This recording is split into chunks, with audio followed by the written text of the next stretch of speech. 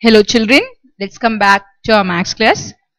In the previous class, we have seen some of the sums from exercise 2.8 and today we are just going to complete our exercise 2.8.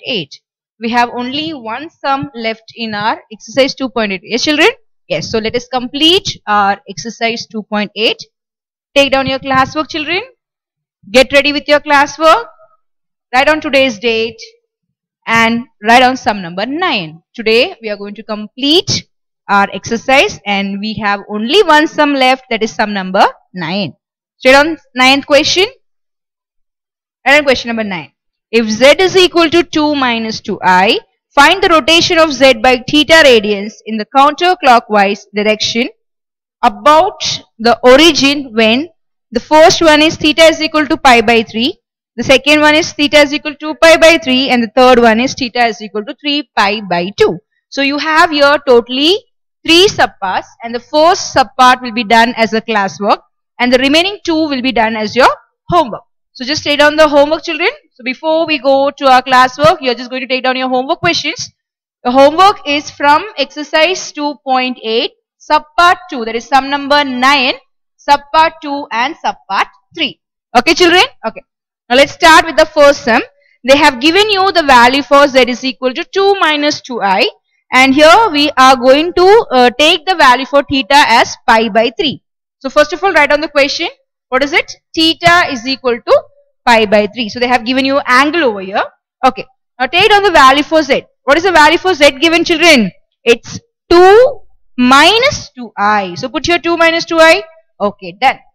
Now we are going to compare this with the polar form. So write down here z is equal to r cos theta plus I sin theta. We have already done this type of sums in the previous exercise. Yes children, so we are just using the same method for this sum also. So what are you going to do here? You are going to write down z is equal to r cos theta plus I sin theta and you have to apply the formula for r. What is the formula for r? It's square root of x square plus y square. And what is r called as? R is called as the absolute value. So write down here r is equal to square root of x square plus y square. Okay. So first of all let us find out what is the value for x and y. So you have been given with a complex number. What is the complex number given to you? This is 2 minus 2i. Okay children. Now here the first part is called the real part. What is the real part? The number without I is called the real part and the number with I. Okay, we are not going to take the imaginary part. I'm just focusing on this part. So you have a real part and you have an imaginary part. Now here you are just going to take the number with imaginary part. What is that? It's minus 2. So what is the value for y? Y is equal to minus 2. And what is the value for x? It is 2. What is the form of a complex number? It's x plus iy. What is the value? X plus iy. So what do you get the value for x? It's 2. So when you compare this two, the value for x is 2 and the value for y is minus 2. Okay children? So let us substitute the value over here. So write down here x is equal to 2 and y is equal to minus 2. So these are the two values that we know. So write down the value for r. So r is 2 square plus minus 2 square. We are just substituting the values for x and y. Let us simplify it further. What do you get over here? What is 2 square? 2 into 2, that is 4. And what is minus 2 square? Again minus 2 into minus 2, you get 4. Minus 2 into minus 2, minus minus plus. Yes, so 2 into 2, 4. Okay. So write down here r is equal to root 4 plus 4. Root of 4 plus 4. Now what do you get here? This is root of 8. 4 plus 4, 8. Now you are going to factorize it. Let us factorize it. 8, 2, 4s are 8, 2, 2s are 4, 2, 1s are. So you get 2, 2, 2. So this can be written as 2 into 2 into 2. How are you going to write down 8 as? You are just going to write down the factors of 8. That is 2 into 2 into 2. Okay children? Now, you know the method how to do, or you know what are the steps for square root. You have to take a pair. Okay, you have to take a pair. That means you are going to choose two numbers together, the same numbers together. So 2 into 2 will be taken together. And we don't have a pair for this number. Okay. So what happens when you just bring out this pair out of the square root, you are going to take it as 1, 2. So this is 2. And since we don't have a pair for this 2, it will be inside the square root sign. So what is the value for r? We get the value for r as 2 root 2. Okay, children? Okay. Write down the answer for r. Come on, complete the step. So we started with the values of x and y and we found the value for r. This is 2 root 2. Okay. Now, the next thing is we have to find out the value for alpha. How to find out the value for alpha? Alpha is equal to tan inverse mod y by x. What is the formula, children? Tan inverse mod of y by x. So this is equal to tan inverse. What is mod y? This inside the y, what are you inside the absolute sign? What are you going to write down? The value for y and x. What is the value for y? We have already taken down here. It's minus 2 upon 2. What do you get? Minus 2 upon 2. Let us simplify it further. So you get this is equal to tan inverse of. First of all, you have to write the absolute sign. Okay, children? Minus 1. And we have seen the definition, or we know the definition for absolute value function. If you have an absolute value of a negative number, that is you are going to find out the absolute value of minus 1, what will the answer? The answer will be 1. That is minus 1 will change to plus 1. The absolute value is always positive. Remember this thing.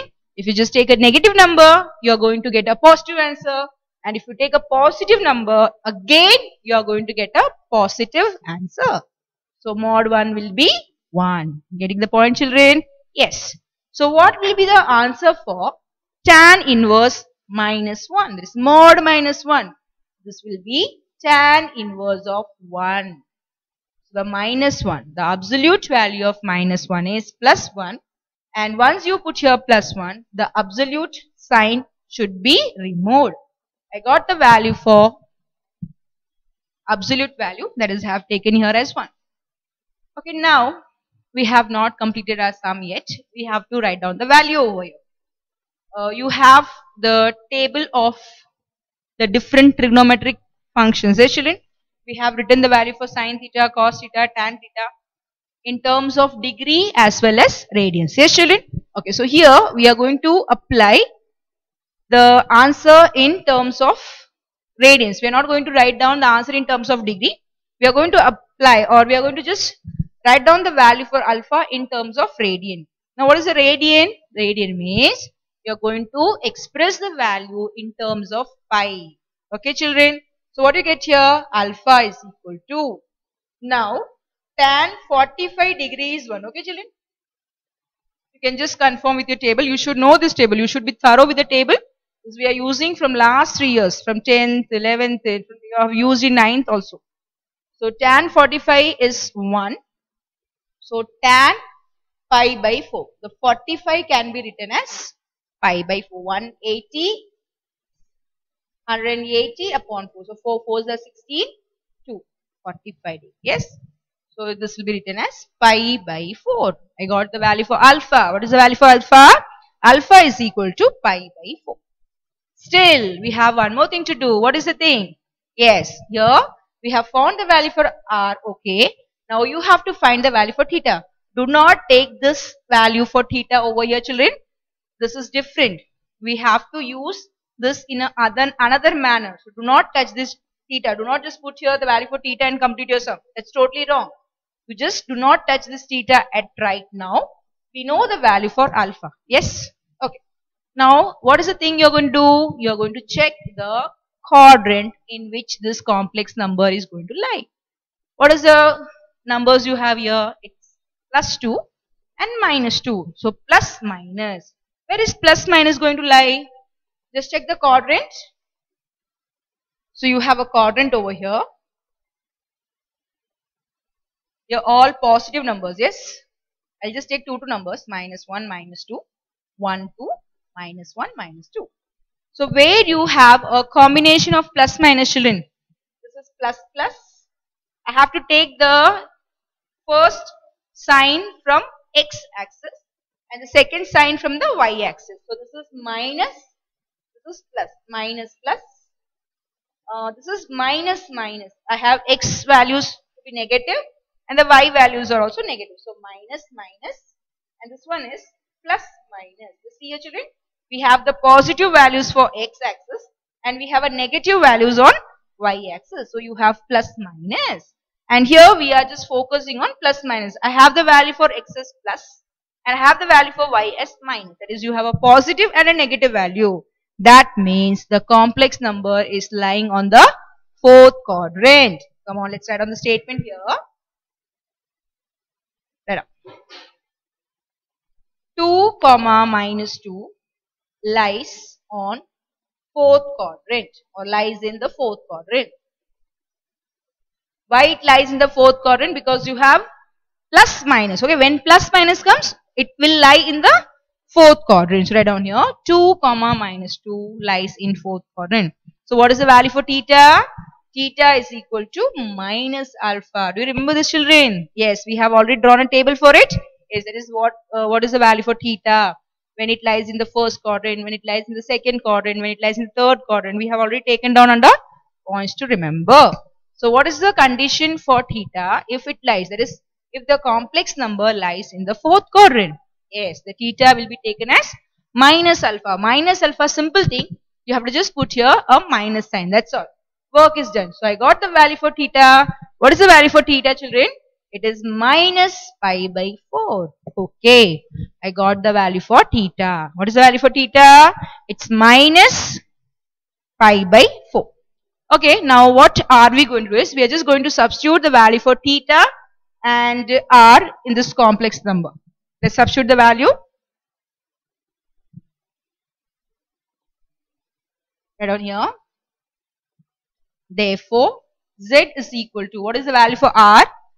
2 root 2 cos theta. Cos theta means cos of minus pi by 4 plus I sine minus pi by 4. This is what we get when we substitute the value for cos and sine. That is for r and sine in the complex number. This is a polar number. When you have x plus iy, you call it as complex number. Okay, children, this is a complex number. And why we call this is a polar number? We introduce here cos and sine. And I have already told you that you can call it as polar or trigonometric. Why we call this as a trigonometric form? Because here we are using some of the trigonometric functions. So this is a polar form. That is equal to 2 root 2 cos of minus pi by 4 plus I sine minus pi by 4. Have you taken down, children? Just stay on this point. We have some more steps to go.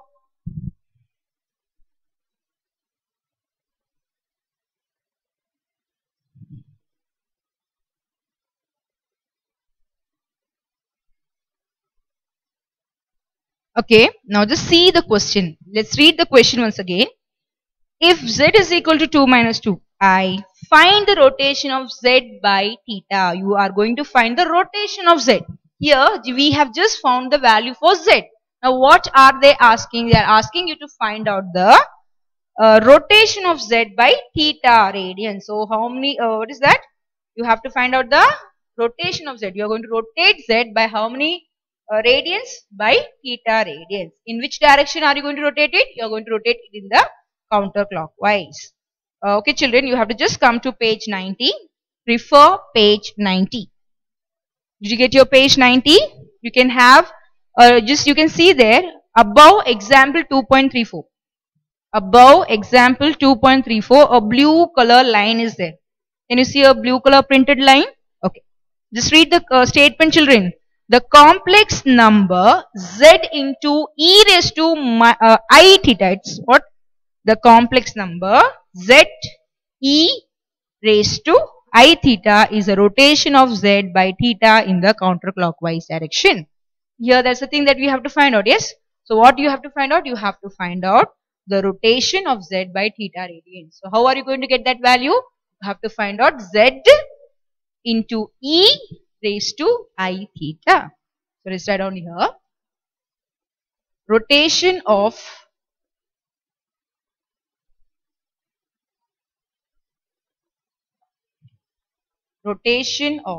z by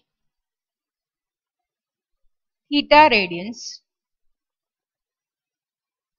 in the counterclockwise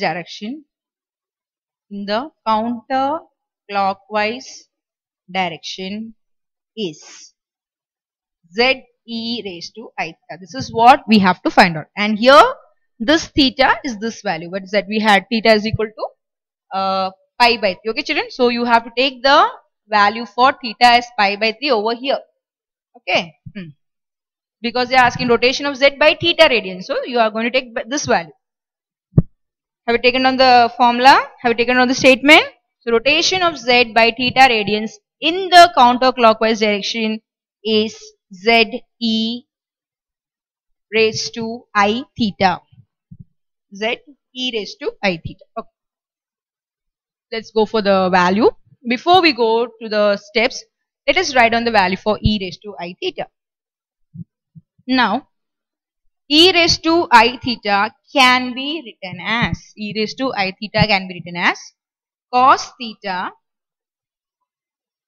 plus I sin theta. So how can you write this as cos theta plus I sin theta? Okay children. So how you will write e raised to I theta? You will write e raised to I theta as cos theta plus I sin theta. So now here we are just going to bring everything together. That is, I am going to find out z into e raised to I theta. So write down here z into e raised to I theta.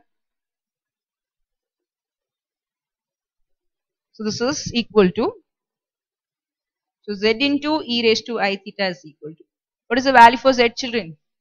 It's 2 root 2 cos of minus pi by 4 plus I sin minus pi by 4. Okay, this is, I have just taken the value for z and now you have to write down the value for e raised to I theta. So what is the formula for e raised to I theta? E raised to I theta is cos theta plus I sin theta. Okay, and I have told you that you are going to use the value for theta from the question. What is the value for theta given to you? It's pi by 3. So just continue here children. I'll just continue here.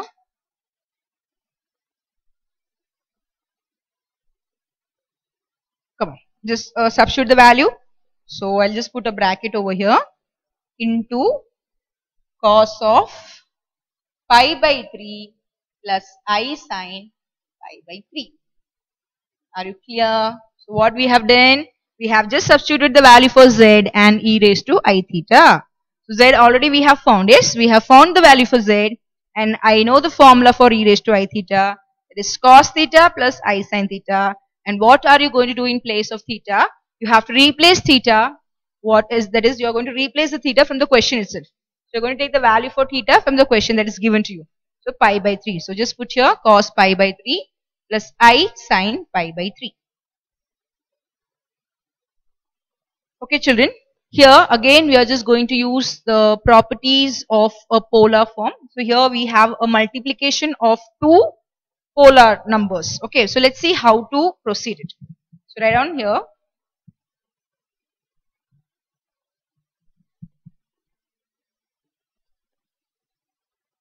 So this is a property of multiplication of polar numbers. You're going to just multiply. So keep this number as it is. So this will be taken as 2 root 2 as it is. You are going to add the angles of, this is cos theta 1 plus cos theta 2. Okay, like this. So you have theta 1 and you have theta 2. So you have to write on cos of theta 1 plus theta 2. What do you get here? This is cos of theta 1 plus theta 2. What is theta 1 here? Minus pi by 4. So now what is the form you have here? Cos theta 1 plus I sin theta 1. Cos theta 2 plus I sin theta 2. So when you just apply the property, you get cos of theta 1 plus theta 2. What is theta 1 here? It's minus pi by 4 plus pi by 3 plus I sin theta 1 plus theta 2. What is theta 1? It's minus pi by 4 What is theta 2? It's plus pi by 3. Okay, good children. Come on, simplify it further. Come on, do the cross multiplication and get the answer. Come on, try the sum. Go for the next step. You know how to take the LCM. Come on.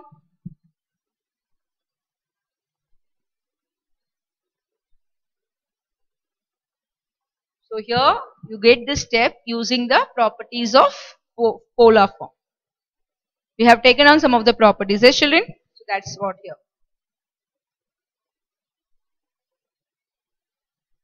So you get here 2 root 2 cos of minus pi by 4 plus pi by 3 plus I sin minus pi by 4 plus pi by 3.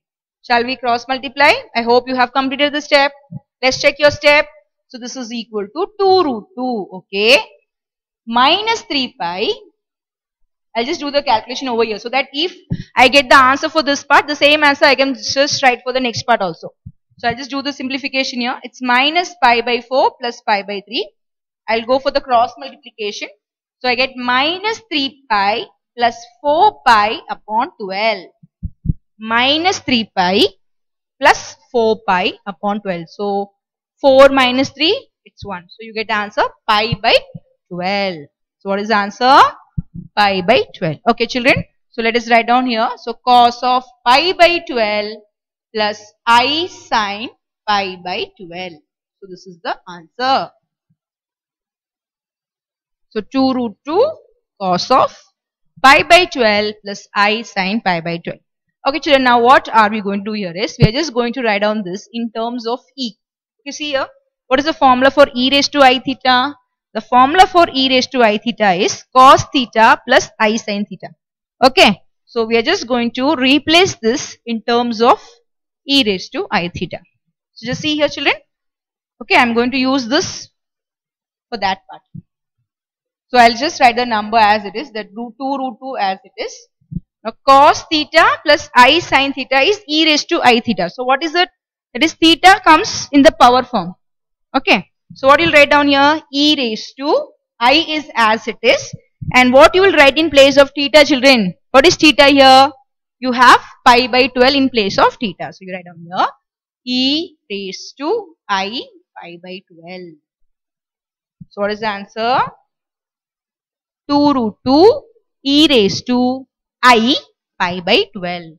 So this is the required answer. So we can just write down here. Therefore, z e raised to I theta is equal to 2 root 2 e raised to I pi by 12. So this is what we found. This is the rotation of z by theta radians in the counterclockwise direction. So if you have to find the rotation of z, you have to find the value for z into e raised to minus I theta. And we have already found. This is a very simple thing. We have just replaced this in terms of e. So I get e raised to I and theta. What is the value for what is the angle over here? It's pi by 12. So in place of theta, you have read on pi by 12. That's all. We get the answer. Get on the answer children. Z into e raised to I theta is equal to 2 root 2 e raised to I pi by 12. Okay. So with this, we complete our exercise 2.8, and not only exercise 2.8, we are going to just complete with our unit 2. And one more thing for you, we are going to complete exercise 2.9, the multiple choice questions. You know how to complete your multiple choice questions. You have to write on the question and the answer. Just choose the best answer. Try out the sums and get the answer. Okay children. So you have to complete the multiple choice questions also. So it's 2.82 sums, very simple sums. You have to just apply the formula and you have to get the answers. And exercise 2.9 also. Do not go for all the options. Write on the question and write on the correct answer. Okay children. So with this, we complete our unit 2. And today, we are going to continue with a new topic. It is chapter 3, theory of equations. And this theory of equations, this is not a new thing to you. We have already studied about equations we are been studying with the equations from our lower classes. Okay children. So here we are just going to have an elaborated study. We'll be having a deep study of the equations. Here we are just going to study about the new topics or the new concept from equations. Okay, children? Okay, let's start with the work. Have you noted down all your homework questions, children? Let's start with our new topic, Unit 3, Theory of Equations. So take a new page, give the heading, lesson number 3, Theory of Equations. A very interesting chapter because here some of the sums we have already done in our lower classes. So you're just going to take the help of that sums or that concept and we are going to proceed over here. Okay, children? So this topic is not a totally new topic to you. Here we have done some of the part in our previous classes. Have you taken a new page? Okay, good. Write on today's date again. Write on the lesson name, the number and the name. Okay, both. You write on both. Okay. So before we go to exercise, let us have some of the points to remember. Give the heading, points to remember. Give the heading, points to remember. So these are some of the things that you have already done in your earlier classes. Okay, right on. The function P. You can just refer your page 99, children. I'm just in page 99. Take your page 99. You can just come to the first, second and the third para over there. The function P. Did you get that point? Yes, we are just going to write on that point. Write on the point. The function P defined. The function P defined by. Okay. Are you writing on the point? Continue the point from your textbook, children. The function P defined by P of X. Defined by P of X. What is the function given to you? It's an x raised to n plus an minus 1 x raised to n minus 1 plus dot dot dot plus a1x plus a naught is called a polynomial function. Right on that point?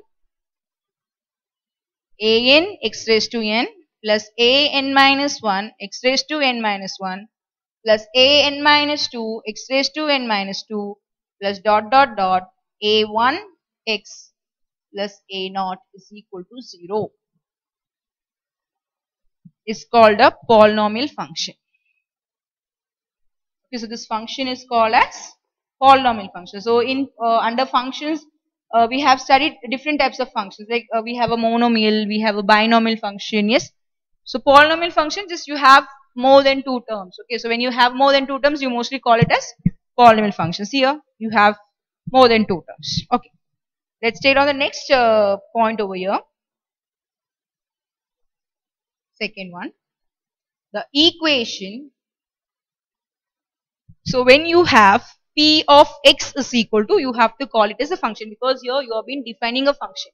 They have given you a function P. So when you have a function along with the equation, you have to call it as a polynomial function. If you have just only the equation, you have to call it as a polynomial equation. Okay, children? So if the equation alone is present, it is called as polynomial equation. And if along with the equation you have a function, because they have already mentioned here that you are going to take a function P. So this will be called as polynomial function. Okay. The equation, the same equation we are going to continue.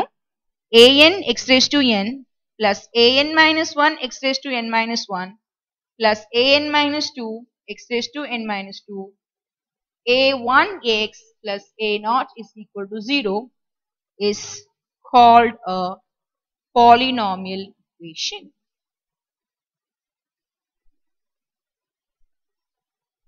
There. So an x raised to n plus an minus 1 x raised to n minus 1 plus an minus 2 x raised to n minus 2 plus dot dot dot plus a1x plus a naught is equal to 0 is called a polynomial equation. Okay, here we have some terms that you have to remember, children. Not on some of the terms over here. Now here you are just going to say this term. Okay. This term is called as the leading coefficient. Leading coefficient means leading. He is the leader. So who is the leader over here? This term is the leader. Which term is the leader? An x raised to n is the leader. That is coming first. Everyone, mostly you know that the leader goes first and the student has to follow. Yes, back. Same way. Like a leader goes front and the followers or the disciples go back of them. So this is a term which is called a leading term, and here the an is called the leading coefficient. So write down here an x raised to n is leading term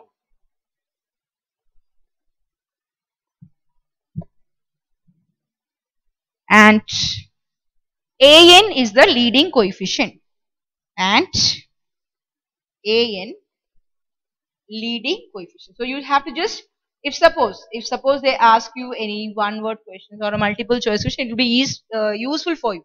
So do not get confused with the polynomial function and a polynomial equation. Here only the equation is mentioned, so we call it as polynomial. Polynomial means having more than two terms. Okay.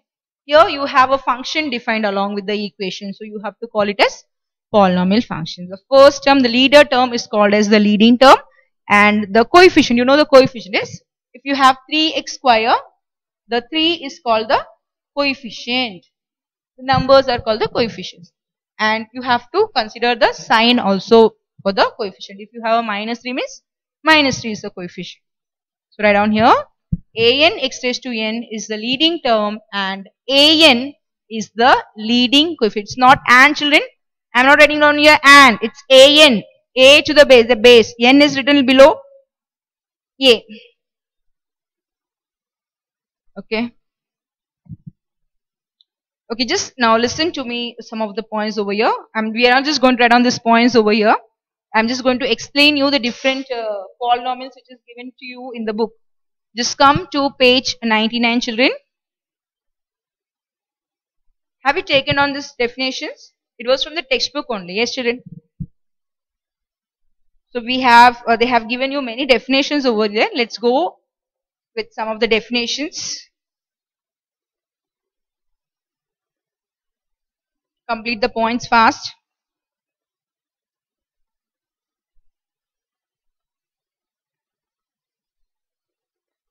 Stop your writing work and listen to me carefully, children.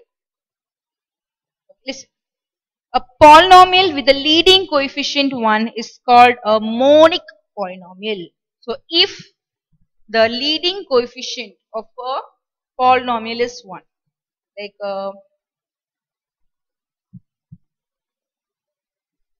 it's a polynomial. Okay, so what is the thing?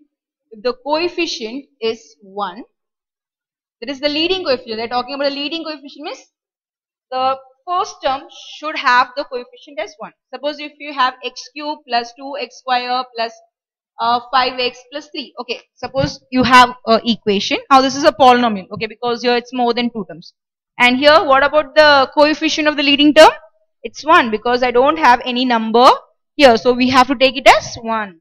So if the leading coefficient is 1, you have to call such a polynomial as monic polynomial. What is it, children? It's called as monic. What is the meaning of monic polynomial? The leading coefficient of a polynomial is 1. Okay. Let's go for some of the points which is given under the remark. What is a zero polynomial? The constant 0 is also a polynomial called the zero polynomial. If you have only 0, if you have a term 0, if you have a value 0, this 0 is called as a zero polynomial. The degree is not even here. We don't have any degree. So degree is not defined here. And next, the polynomials of degree 2 are called as quadratic polynomials. If you have a power 2, if you have a degree 2, you have to call it as quadratic polynomial. 2d, the highest power is 2. If the highest power is 2, you have to call it as quadratic polynomial. And if the highest power is 3, you have to call it as cubic. This is a cubic polynomial also. Okay. And the next one is, if you have the polynomial of degree 4, you have to call it as quartic polynomial, and they have given you some points for the polynomial. The polynomial function is defined for all the values of x. So you don't have any exceptions for a polynomial function. It is defined for all the values of x, and every non-zero constant is a polynomial of degree 0. What is that? Every non-zero constant is a polynomial of degree 0. I hope you are clear with that statement. Okay, let us have a small recap of the points that we have seen. What is the first thing we saw? We saw about a monic polynomial. What is a monic polynomial? A polynomial function having the leading coefficient as 1. Okay, the leading coefficient is 1. Okay. Then what else we saw? We said that if the polynomial has degree 2. We start with degree 2? Yes, with degree 2. If the degree is 2, it's called as quadratic polynomial. Degree, what do you mean by degree, children? Now if you have x cube, x square, x1 and so on, the degree means the highest power. Which is the highest power here? Yes, cube is the highest power. So this 3 is called the degree. The highest power of a function or of equation is called the degree. So quadratic function means the highest power should be the degree. So what is the highest power here? 2, here 1. And here what is the degree? 0. That's what they have explained in the point. So remember, when the degree is 2, you have to call it as quadratic polynomial. And when the degree is 3, it is cubic polynomial. And when the degree is 4, it is quartic polynomial. What do you call it as? Quartic polynomial. And when the degree is 5, it is called as quintic polynomial. This we have done in our 11th standard, if you remember. So quadratic, cubic, quartic, quintic. Okay, then what were the different points we noted there? Polynomial functions are defined for all the values of x. You can define functions for all the values of x. We don't have any exceptions, or we do not have any exclusions for the values of x. Every non-zero constant is a polynomial of degree 0. If you have a number 5, okay, this is a polynomial. Suppose they're saying that this is a polynomial. This is a polynomial with a constant number. What is the number here? 5. Now, here you have to find out the degree. So, what is the degree over here? You may say that here no x is there. Then how will find out the degree? Just remember, children, if you don't have any power of x, it is considered as x raised to 0. How can you write 5 as? 5 can be written as 5 into x raised to 0. What is x raised to 0? It's 1. Anything raised to 0 gives you 1. So 5 into 1, 5. Yes. So what is this point given there? Every non-zero constant. This is a constant. It is a non-zero constant. What do you mean by non-zero? This number is not 0. It is other than 0. If you have a number which is non-zero, then the polynomial is of degree 0. So what is the degree over here? Because here only one term is there. So what is the highest degree here? The highest number is 0 here for this particular polynomial. So the degree is 0 for a non-zero constant. It is any number. But just think that you should not have any 0 here. That's all. So mostly we have done, and they have saying that degree of a polynomial is a non-negative integer. That means you should not have a degree as a negative number. Okay, you should have only a degree as a positive number. So these are the some of the thing or some of the points that you have to keep in your mind when you go for the polynomials. Yes, children. So this was some of the explanations that I have given you. No need to take down these explanations. This all you know. Okay, just have one more explanations. Let us go for the nature of fruits. Yes, you have done with the nature of fruits in your class 10. Yes, children. Yes, we use the nature of fruits, and also in our 11th standard we had a sum for determining the nature of fruits. So let's see how to go for the determination of natures. You may feel that this all we have done in the last class, but here again you have to use this in your exercises. Okay, children, you have a sum based on the nature of fruit. So you should know what is the nature, how to find the nature, and so on. Shall we start, children? Let me discuss about that point.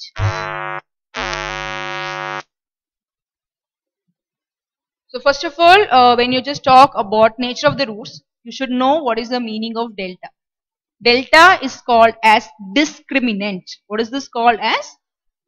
Discriminant. And what is the value for delta? The value for delta is equal to b square minus 4ac. Okay children, how to find delta? You have to find out b square minus 4ac. Okay, and what is delta called as? Actually the symbol is called delta, but you have to, or the meaning of it is discriminant. But when you just say, you cannot go on saying discriminant, we just say delta. Delta is equal to b square minus 4ac, and we have three different nature of the roots. What is the first one? You can just come to page 100. Just come to page 100. You can just see 3.22, the quadratic equations over there. If delta is equal to 0, if the value for delta, that is if the value for b square minus 4ac, this is what delta is 0, the roots are equal.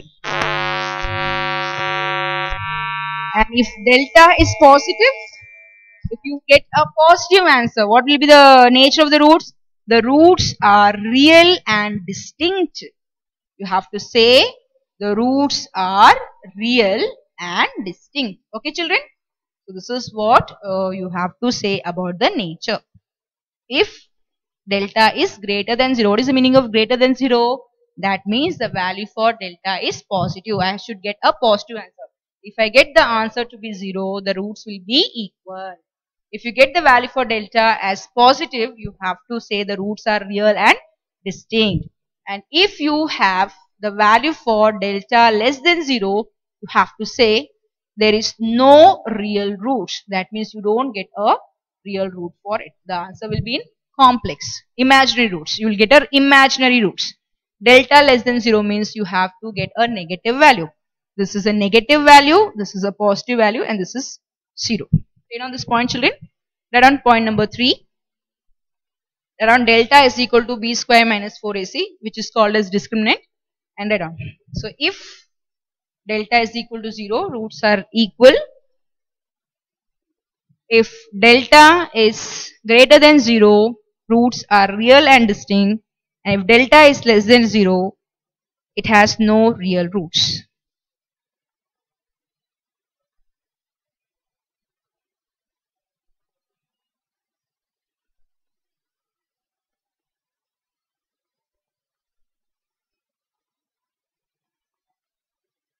Get on fast.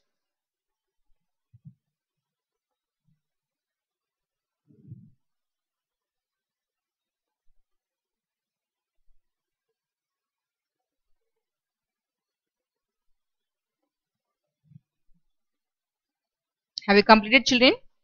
We'll be dealing with the polynomials of degree 3. Okay, so you just come to page 102 children. You have Vieta's formula over there, and you have Vieta's formula for quadratic equations also for a degree 2 and also for degree 3. Okay, so I'll be explaining you about this Vieta's formulas in the next class. Now we are just going to continue with our exercise 3.1, a small sum which is not based on the Vieta's formula. From sum number 2, sum number 3 is based on the Vieta's formula. So I'll be explaining you how to go for the Vieta's formula. Okay children. So now you have to write down the heading as exercise 3.1. Write down the heading exercise 3.1. Have you completed these 3 points? Okay. So now let's go for exercise 3.1.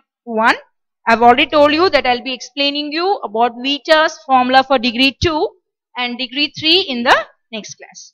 This is, let us just start with the sum over here. Write down exercise 3.1, the first question. Write down the first question children.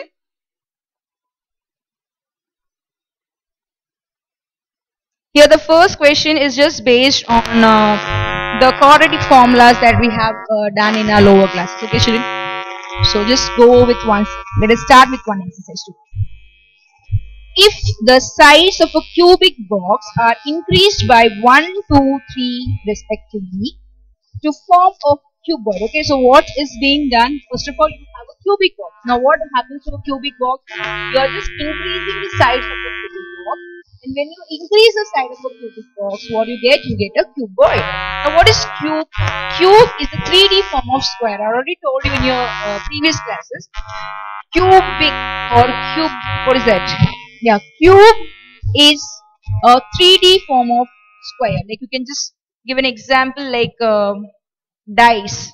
A dice is the best example of cube. Okay, you just see all the sides will be equal. When you just see the dice, sides of the dice, the faces of the dice, all the faces will be equal. Now what here it's done here, the sides of the cubes are increased so that what you get a cuboid. Now what is cuboid? Cuboid is a 3D form of rectangle. That means we cannot assure that all the faces will be same, like your geometry box, your compass box. These are all examples of a cuboid. Okay, so now what else they have given? They have said that the sides of a cubic box are increased by 1, 2, 3 because here they are not measuring or they are not increasing by the same units. They are just increasing by different units so that we get a different shape. We will not having a same face or will not have a same size. And the volume is increased. Then the volume is increased by 52 cubic units. Find the volume of a cuboid. You have to find out the volume of cuboid. Let's start with the sum, children. Read out the question fast.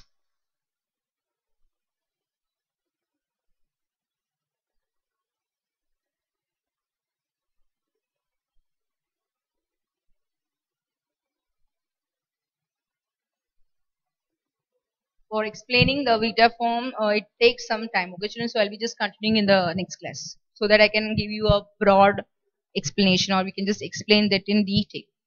Just continue with one sum which is just based with the idea of our previous classes. So let us draw a figure over here. You have to draw a cube and you have to draw a cuboid. So cube means you just try to draw a square, children. Draw two squares. See, just it should look like a square, okay? And you have to just join.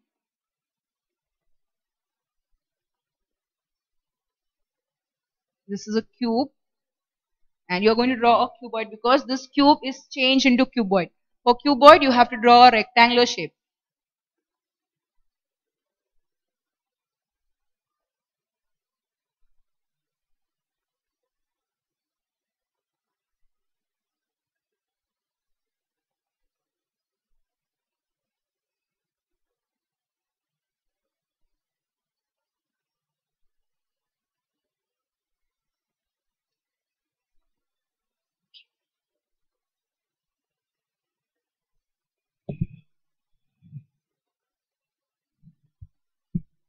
A cube and a cuboid.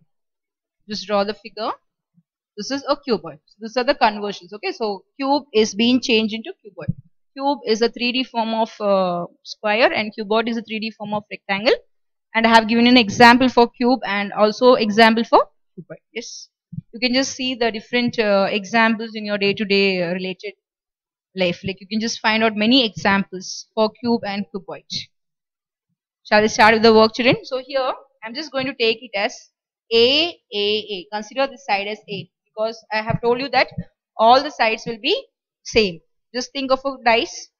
You just rotate in whatever way you get. You are going to get a same measurements. So just take the sides of the cube as A.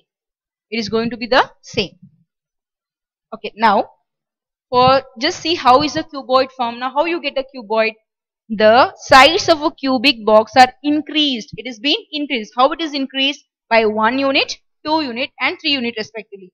That means you have to add your 1, then you have to add your 2 and here you have to add 3. You get here A plus 1. You write down here it's increased by A plus 2 and here it's increased by A plus 3. That is this side is increased by 1 unit. This side is increased by 2 unit and this side is increased by 3 units. So you get a so cube is transformed into a cuboid.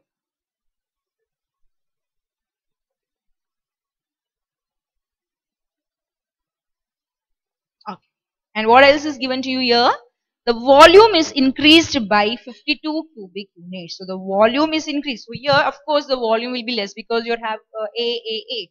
So what will be the volume here, children? You just take here, it's V1 is equal to L into B into H. Length into base into height and this will be A into A into A. All the sides are equal. You get A into A, which is equal to A cube. Write down the volume of a cube. It's L into B into H, which gives you A cube. Okay, let's go for the volume of a cuboid. It will be L into B into H, which is equal to A plus 1, A plus 2, A plus 3. This multiple, okay? You have to multiply all the different sides. A plus 1 into A plus 2 into A plus 3. Okay. Have you taken down the volume for two different figures? Have you taken the volume for cube? What is it? It's A cube. And what is the volume for V2? It's A plus 1 into A plus 2 into A plus 3. Okay. Now what is the condition given to you? They have given you the condition. The volume increases by 52 cubic units. 52 cubic units. So the difference between the volume is 52. So write down.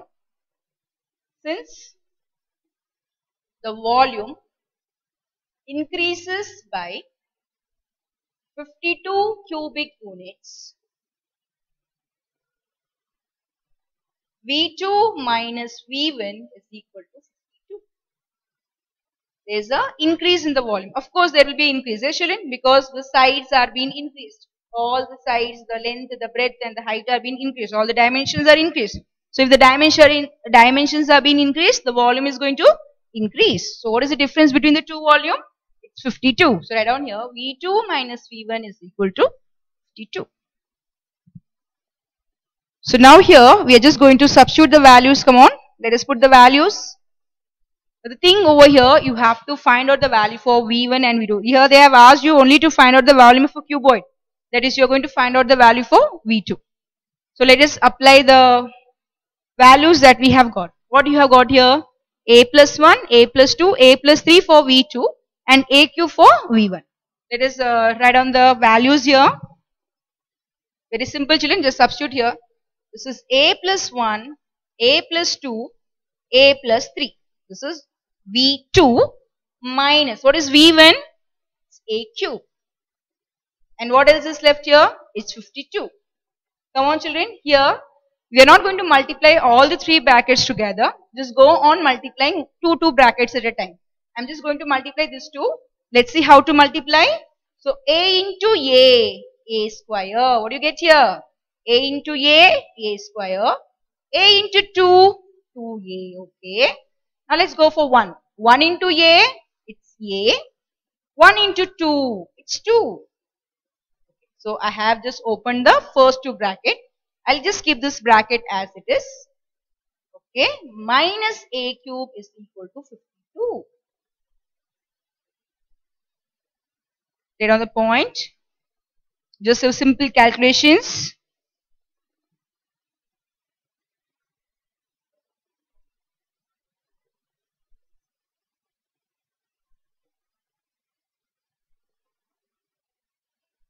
Minus A cube is equal to 52. Okay children. Now let's simplify the first bracket. You get A square plus 2A plus A. It's 3A. 3A plus 2. A plus 3 minus A cube is equal to 52. Let us simplify the first and the second bracket. Come on, multiply the first and the second one. What do you get here? Multiply, come on, multiply. You get A square into A cube. A square into 3, 3A square. 3A into A, 3A square. Just take one term at a time, children. Do not get confused. A square into A cube. A square into 3, 3A square. Then 3A. 3A into A, 3A square. 3A into 3, 9A. Then go for 2. 2A plus 6 minus A cube is equal to 52. You have many terms. Do not miss any terms, children. You get A cube plus 3A square plus 3A square plus 9A plus 2A plus 6 minus A cube is equal to 52. We can cancel A cube and A cube. I just get here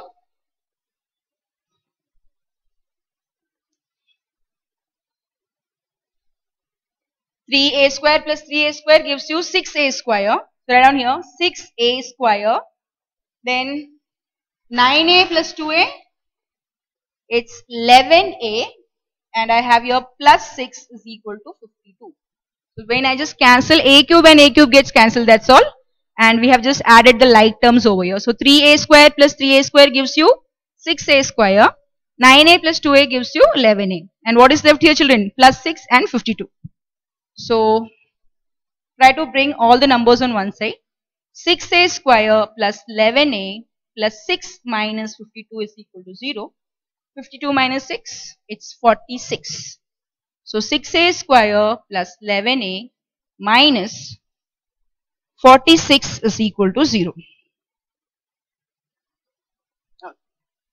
Here the thing is, you have to find out the value for a. Let us find out the value for a. You have your own way of factorizing. You can use a T method, or you can use a factorization method, or you can use a quadratic formula method. Here I am going to use a quadratic formula method. I feel that will be easy here because we have some bigger numbers. Okay, children? So I am going to use that formula. Here a is 6, b is 11, and c is minus 46. What is the value for a? 6, b 11, c minus 46. Here the variable is a, so I will take a is equal to minus b plus minus b square minus 4ac upon 2a. What is the formula? Minus b plus minus square root of b square minus 4ac. Come on, find the answer, children. Very easy. Just substitute the values. So a is equal to minus 11 plus minus 11 square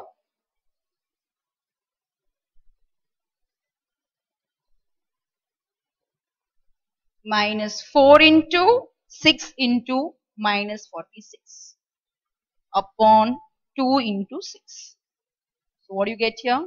You simplify. You know the square of 11. What is the square of 11? It's 121. So here minus 11. So you get 120. Minus 11 into minus 11 plus 121. Okay. And here minus minus turn to be plus. Multiply all these three numbers, children. 4 into 6. It's 24, and multiply this answer with 46. Come on, go for the calculation. Multiply 24 with 46 and give me the answer. So what do you get there?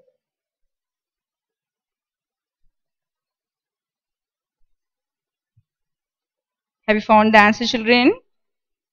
Okay, let's check the answer. Let's see what we get over here. 4 into 6 is 24. Yes? So 46 we have to multiply. 4 6 are 24, 2. 6 2s are 12, plus 2 14, 0 here. 4 4s are 16, 4 2s are 8, 9. So 4 0 1, 10 11.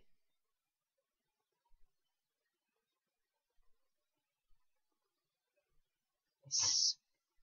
So add these numbers. I have already added. So I get here 1104, 1104 upon 12. The calculation goes on, yes. So when I add these two numbers, I get minus 11 plus minus 1225 upon 12. Just do it. This is equal to minus 11 plus minus. What is the square root of 1225, children? I'll just tell you one shortcut method for this. If you remember that we have done this shortcut method in our aptitude. If you have, you just remember your aptitude topic subject. See here, it's 1225. Okay, I'll tell you how to find the shortcut method. But this shortcut method is applicable only for certain numbers. Okay, we cannot apply the value for all the numbers. So here you have to take. Suppose I have to find out the square root of 1225. Just see the last two digit number. What is the last two digit number? It's 25. That means the answer is 5. What is the square root of 25? 5. Now you have to write down this as the multiple. How to write the multiple? You have to take the multiple of two consecutive numbers. Like you cannot take 2 into 6. This is not allowed.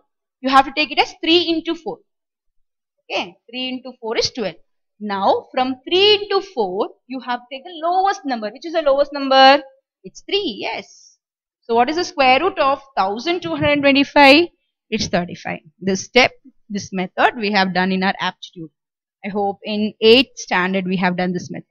8th standard, yes. So this is the answer. What is that? 35. I just write down here 35 upon 12. You can have a cross check if your answer, children. So now you have to solve the sums using a minus and a plus. So write down here, this is equal to minus 11, I'll put here A. Therefore, A is equal to minus 11 minus 35 upon 12, or A is equal to minus 11 plus 35 upon 12. We are going to discard the negative value. We know that the volume will be never negative. You will get a positive answer for negative. That is for volume. Okay, children? So you are going to take only the positive value. So you have to write down here. Therefore, A is equal to negative value. You can say negative value. We'll write in the last. So A is equal to 35 minus 11. How much, children? 24 upon 12. You get the value for A as 2. Volume cannot be negative. So I got the value for A. What is the value for A? The value for A is 2. Yes. What is the question here? The question here is to find out the volume of a cuboid. That means you have to find out the value for V2. So what is V2? So first of all, you have to find out V1. What is V1? V1 is A cube. That is 2 cube. 2 into 2 into 2, 8 cubic units. And what is V2? A plus 1, A plus 2, A plus 3. Just substitute the value, children. 2 plus 1, 3, 2 plus 2, 4, and 2 plus 3, 5. So what do you get here? 12 into 5, that is 60 cubic units. Okay, we have got the answers directly, yes. That's what you have to find out. You have to find out the volume of a cuboid. If you are being asked with the volume of a cube, it will be 8 cubic units. They have given your units only, yes, yes. So what is the volume of a cube? It's 8 cubic units. And what is the volume of a cuboid? It is 60 cubic units. In the back of your textbook, you have been given with the answer for volume of a cube. Okay, children? But here the question is for volume of a cuboid. So the correct answer will be 60 cubic units. I hope you are clear with the sum. So we have completed our first sum from exercise 3.1, and in the next class we'll be dealing with the Vitas formula and the remaining sums.